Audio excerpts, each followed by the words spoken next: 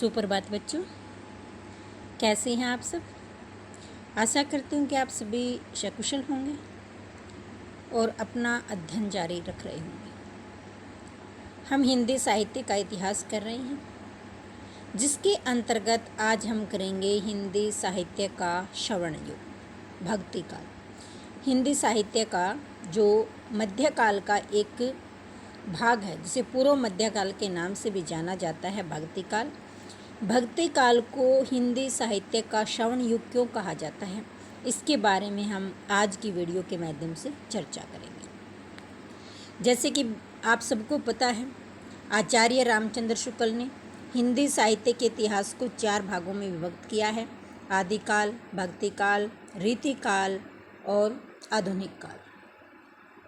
तो जिसमें से भक्ति काल की समय सीमा संवत 1375 से 1700 संवत तक मानी जाती है।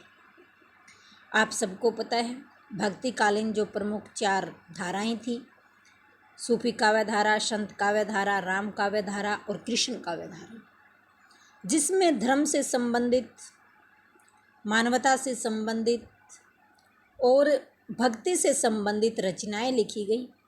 और उन्हीं रचनाओं की विशेषताओं के कारण, उन्हीं गौरवमयी इतिहास के कारण हिंदी का भक्ति काल एक स्वर्ण युग के रूप में प्रसिद्ध हुआ।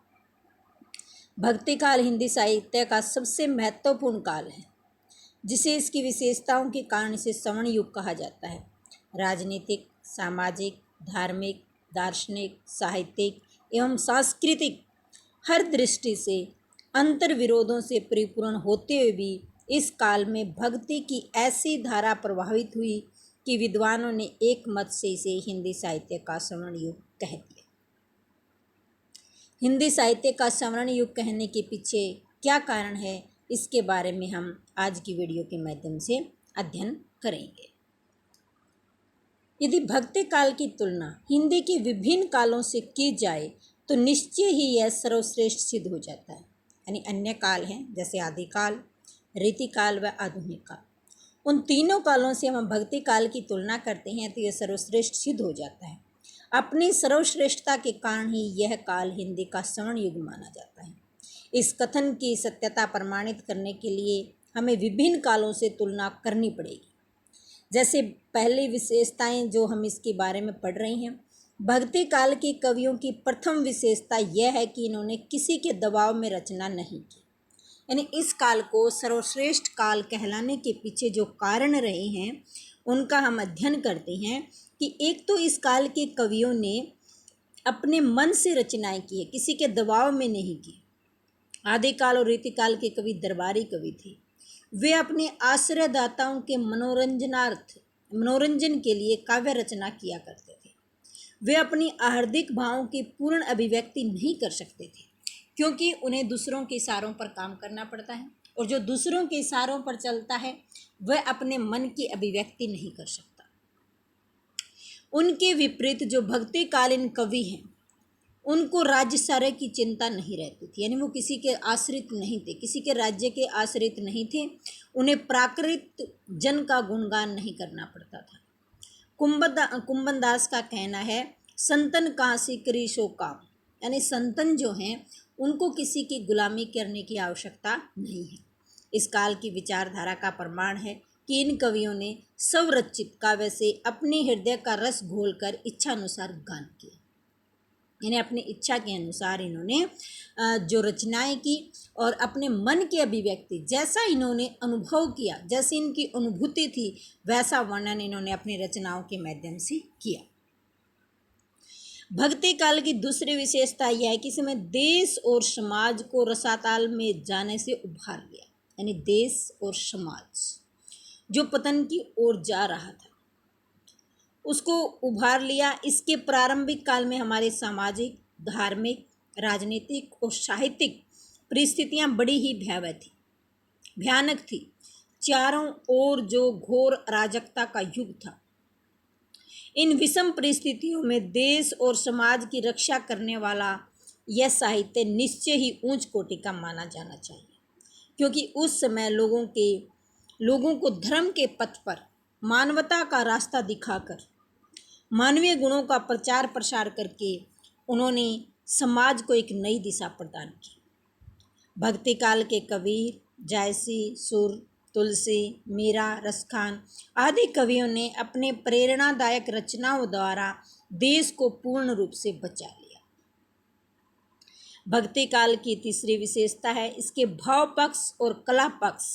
भाव पक्ष क्या होता है? जो हम कहना चाहते हैं, जो हमारा उद्देश्य रहता है, यानी रचना के माध्यम से जो हम अभिव्यक्त करना चाहते हैं, जो संदेश देना चाहते हैं, वो होता है भाव पक्ष, यानी विषय वस्तु, जिस विषय का हम वर्णन करना चाहते हैं। और कला पक्ष क्या होता है? जिस ढंग से लिखा जाता है। दोनों दृष्टियों से उत्तम होना।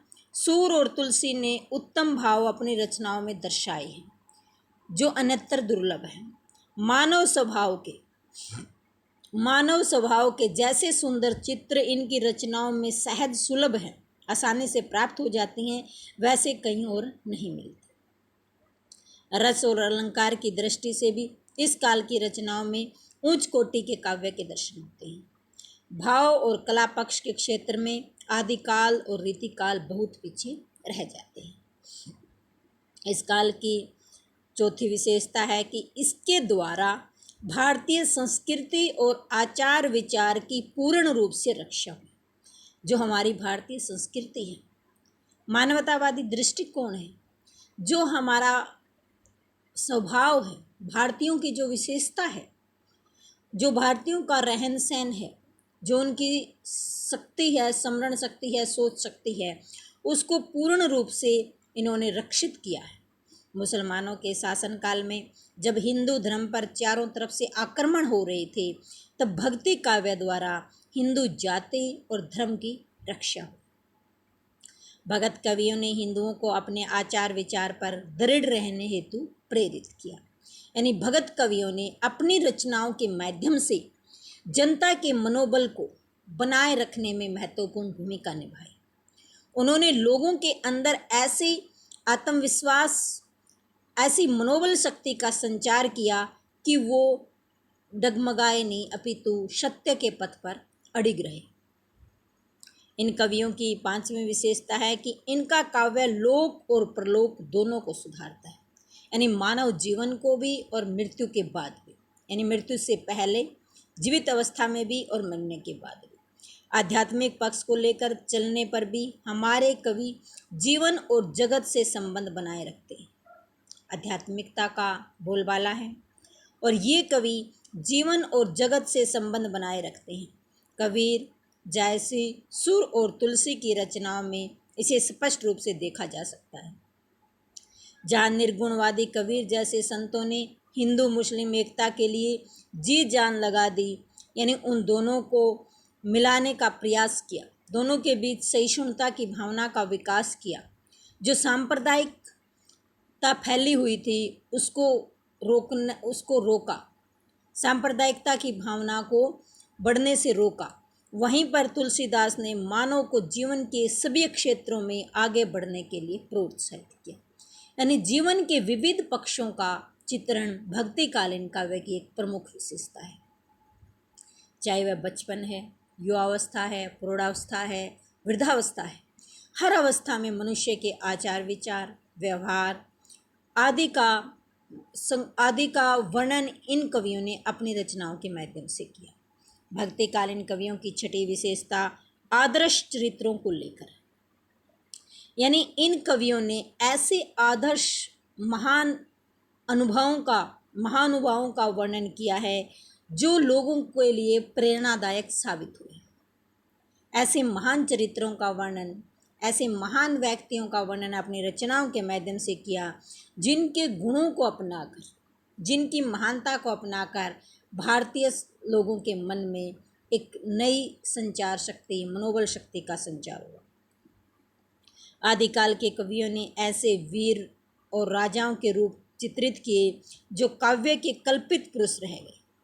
यानी आदिकाल के जो कवि थे उन्होंने ऐसे वीरों का और राजाओं का वर्णन किया जो कल्पित थे, जो कल्पना मात्र थे। इनकी रचनाएं अतिशयोक्तिपूर्ण हैं, यानी उनकी वीरता का, उनकी महानता का बढ़ा चढ़ाकर चित्रण किया गया है। जो रीतिकालीन कवि थे उन्होंने कृष्ण और राधा को साधारण नायक नायिका के रूप में चित्रित कर दिया। यानी उन्होंने भगवान के अवतार का वर्णन न करके राधा और कृष्ण को एक साधारण मनुष्य के समान चित्रित किया। कामदेव की केली क्रीड़ा का नगन नृत्य होने लगा। इनसे जनजीवन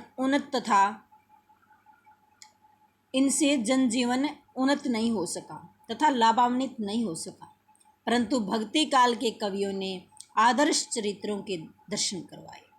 सूर और नंदास के कृष्ण और राधा संयम और मर्यादा की सीमा नहीं लाते, यानी उनका प्रेम भी संयम की भावना से ओतप्रोत है। मर्यादा की सीमा का पालन किया गया है।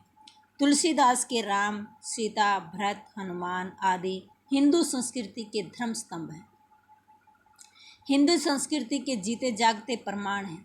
राम एक आदर्श राजा है, लक्ष्मण एक आदर्श भाई, सीता एक आदर्श पत्नी और हनुमान एक आदर्श भक्त के रूप में चित्रित किए गए हैं। इनका जीवन दूसरों के लिए प्रेरणादायी साबित हुआ। इनके जीवन के आदर्शों पर चलकर ही हिंदू जाति आज भी जीवित है और सम्मानित है। आज भी घर घर में रामचरितमानस का पाठ किया जाता है। हिंदू धर्म के हर घर में तुलसीदास की रचनाओं का बहुत मान सम्मान होता है। इस काल की सातवीं विशेषता है इसकी संगीतात्मकता। संगीत काव्य की जीवन शक्ति है, यानी संगीत मनुष्य के जीवन को एक नई ऊर्जा, नई स्फूर्ति देने वाला गान है। सर्वप्रथम हिंदी में भक्ति काल में गीति काव्य की रचना हुई। गीति काव्य के लिए सबल आत्मविश्वास आवश्यक है। यह गुण इस काल के कवियों में पूर्ण रूप से पाया जाता है। सूर, मीरा, तुलसी, नानक आदि के पद शताब्दियों से सबके हृदय को हुलसित करते आए, प्रसन्नता प्रदान करते आए और आगे भी करते रहेंगे। इनके पदों का श्रवण कर कौन आनंद विभोर नहीं हो सकता। यानी हर व्यक्ति के जीवन में खुशी का संचार करने वाले पदों का वर्णन किया है। इस काल की आठवीं विशेषता है भाषाओं व रचना शैलियों की उत्कृष्टता को लेकर, यानी इन कवियों की जो भाषा है, इन कवियों की जो रचना लिखने की कला है, उसकी उत्कृष्टता को लेकर, उसकी ऊंच कोटि को लेकर इनकी रचनाओं की एक प्रमुख विशेषता है। इस काल की प्रमुख भाषा ब्रज भाषा और अवधी, जो दो हिंदी की प्रमुख विशेषताएं हैं। रीतिकाल के काव्य में अवधी के दर्शन दुर्लभ है। रीतिकाल की मुख्य भाषा ब्रज भाषा रही, जिसके साथ पूरा खिलवाड़ किया गया। शब्दों की कलाबाजी ने भाषा का रूप विकृत कर दिया, यानी भाषा को बिगाड़ दिया। भक्ति युग ने प्रबंध और मुक्तक दोनों प्रकार की काव्य रचनाएं हमें दी। रामचरितमानस और पद्मावत जैसे महाकाव्य इस युग की महान देन है। विभिन्न प्रकार के रचना शैलियों के विकास की दृष्टि से यह युग बिल्कुल प्रतिद्वंदिताहीन है, यानी कोई भी युग इस युग का मुकाबला नहीं कर सकता। इस प्रकार यह स्पष्ट है कि भक्ति काल के काव्य में धर्म के उच्चतम रूप के साथ साथ उच्चतम काव्य भी विद्यमान है। इसी कारण इसमें जहाँ एक और मन और हृदय को शांति मिलती है, वहाँ दूसरी ओर इससे हमारा बुद्धि विवेक भी संतुष्ट हो जाता है। यानी भक्ति कालीन काव्य पढ़कर जहाँ हमारे मन को, हमारे हृदय को शांति मिलती है, वहीं पर दूसरी ओर हमारा जो बुद्धि है, जो विवेक है, वह भी संतुष्ट हो जाता है। जिस स्थान पर भक्ति साहित्य का पठन पाठन होता है, वह स्थल शिक्षालय ही नहीं, देव मंदिर और कला निकेतन भी बन जाता है। उपर्युक्त विवेचन से स्पष्ट है कि भक्ति काल निश्चय ही हिंदी में आदिकाल और रीतिकाल से बढ़कर है। यानी दोनों युगों से उसकी तुलना की जाए तो भक्ति काल श्रेष्ठ युग है। इन दोनों कालों का साहित्य भाषा की सरलता, सरसता और बोधगम्यता में भक्ति काल के साहित्य की तुलना में खड़ा नहीं किया जा सकता। वह व्यापकता और विचार परिष्कारिता की दृष्टि से भी नगण्य है। लोक प्रलोक दोनों के हित साधन की शक्ति का भी उसमें अभाव है। अब रही भक्ति काल की आधुनिक काल से प्रतिद्वंदिता की बात, यानी भक्ति काल की यदि हम आदिकाल और रीतिकाल से हम तुलना कर चुके हैं, तो दोनों कालों की अपेक्षा भक्ति काल सर्वश्रेष्ठ है। अब हम भक्ति काल की आधुनिक काल से तुलना करते हैं, मुकाबला किया जाए तो कुछ विद्वान आधुनिक काल के साहित्य की व्यापकता और विविधता, यानी आधुनिक काल में साहित्य की विभिन्न विधाओं का विकास हुआ, विभिन्न नई विधाओं का विकास हुआ, जैसे कहानी, उपन्यास, नाटक, निबंध, समालोचना, संस्मरण, रिपोर्टाज, डायरी लेखन, आत्मकथा, जीवनी आदि विभिन्न विधाओं का विकास हुआ और विविधता अनेक पक्षों का, जीवन के हर पहलू का चित्रण आदिकाल की एक प्रमुख विशेषता है। तो इन दोनों दृष्टिकोणों से हम देखते हैं तो भक्तिकालीन साहित्य से कुछ अंशों में हम इसको बढ़कर मान सकते हैं। यस राय की दृष्टि में भी क्षेत्र की व्यापकता, नाटक, निबंध, कहानी, उपन्यास, एकांकी, आलोचना आदि साहित्य की अनेक विधाओं की समृद्धि और जीवन जगत के प्रति नवीन दृष्टिकोण के कारण आधुनिक युग भक्ति काल से बढ़कर है। इस कारण से हिंदी साहित्य का स्वर्ण युग कहा जाता है। परंतु केवल काव्य की दृष्टि से आधुनिक युग भक्ति काल की तुलना नहीं कर सकते। यानी विषय की व्यापकता की दृष्टि से, विभिन्न विधाओं की दृष्टि से, विभिन्न नई रचनाओं की दृष्टि से हम इसकी तुलना भक्ति काल से नहीं कर सकते। सिर्फ रचनाओं की गणना के आधार पर नहीं कर सकते। निसंदेह आधुनिक काव्य जो है साहित्य भी पर्याप्त विस्तृत रूप धारण कर रहा है, किंतु इसके नाना वादों में इतनी विषमता और विभिन्नता है कि इसमें इसके समान स्थायित्व का अभाव बहुत खटकता है। यानी यह मानवीय मूल्यों का जो विघटन हो रहा है, जो भौतिकतावाद का प्रचलन हो रहा है, जो यांत्रिक मनुष्य को एक यंत्र के समान, एक मशीन के समान, मनुष्य को एक यंत्र के समान यानी मशीन के समान दर्शाया जा रहा है। तो इस प्रकार जो मानवीय मूल्यों का विघटन हो रहा है, मानवतावाद की भावना का जो ह्रास हो रहा है, तो उसके आधार पर नाना वादों में इतनी विषमता और विभिन्नता है कि इसके समान स्थायित्व का अभाव बहुत खटकता है। साथ ही आधुनिक काल में भक्ति भाव की वह साधना भी नहीं आ पाई जो उसे अनेक दृष्टिकोणों से, यानी भक्ति काल की वह साधना नहीं आ पाई जो अनेक दृष्टिकोणों से, जो तुलसी, सुर और कबीर के काव्य में सुलभ है। आधुनिक युग हिंदी साहित्य को रामचरितमानस और सूरसागर जैसे सुमेरु ग्रंथ प्रदान नहीं कर सकता। यानी कहने का अभिप्राय यह है कि आधुनिक काल में मानवीय मूल्यों का ह्रास दिखाया गया है और भक्ति काल में मानवीय मूल्यों की महत्ता को प्रदर्शित किया गया है। धर्म की रक्षा की गई है, समन्वय की भावना दिखाई गई है और एक आदर्श चरित्रों का वर्णन किया गया है।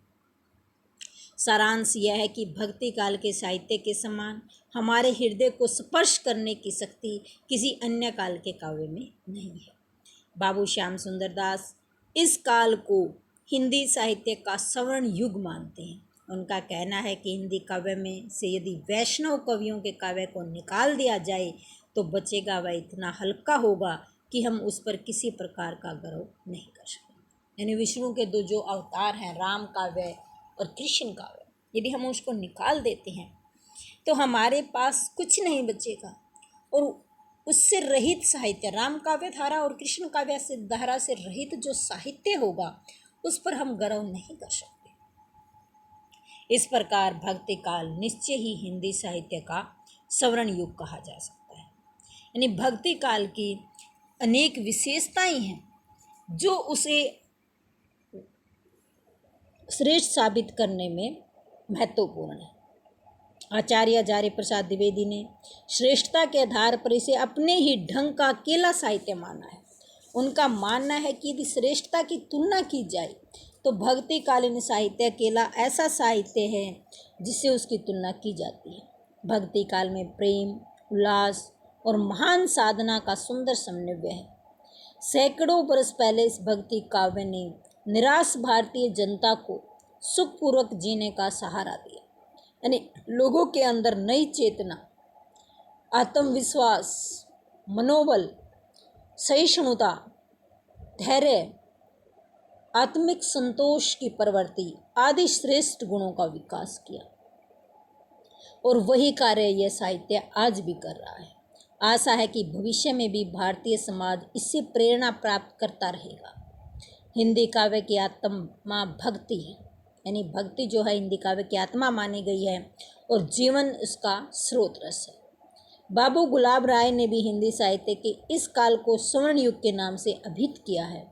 और उसमें कहा है, डॉक्टर श्याम सुंदर दास ने कहा है कि जिस युग में कबीर, जायसी, तुलसी, सूर जैसे रस सिद्धि कवियों और महात्माओं की दिव्य वाणी, यानी ऐसे महान कवि जिनकी रचनाएं रस से ओतप्रोत हैं, ऐसे महान कवियों और महात्माओं की दिव्य वाणी, अलौकिक वाणी उनके अंतःकरण से निकलकर, यानी वो किसी की नकल नहीं थी बल्कि आत्मा की आवाज़ थी। अंतःकरण से निकलकर उनकी आत्मा से निकली हुई आवाज़ देश के कोने कोने में फैली थी और उसे साहित्य के इतिहास में सामान्यतः भक्ति युग कहते हैं। निश्चय ही वह हिंदी साहित्य का स्वर्ण युग था। यदि हिंदी साहित्य में से भक्ति के वैष्णव साहित्य को बाहर निकाल दिया जाएगा तो उसमें से कुछ भी ऐसा नहीं बचेगा जिस पर हम किसी प्रकार का गर्व कर सकेंगे। इसी साहित्य ने भारतीय जनमानस को आशा आकांक्षा से भरा जीवन जीने की कला सिखाई और मन, बुद्धि और आत्मा को रस युक्त करके विशेष संतोष प्रदान किया। तुलसी, सूर, मीरा, रसखान, नंदास, कबीर आदि के काव्य अंतरस की पीड़ा को, हमारी अंतरात्मा की जो पीड़ा है, अंतरात्मा का जो दुख है, उसको दूर करने में पूर्ण रूप से समर्थ है।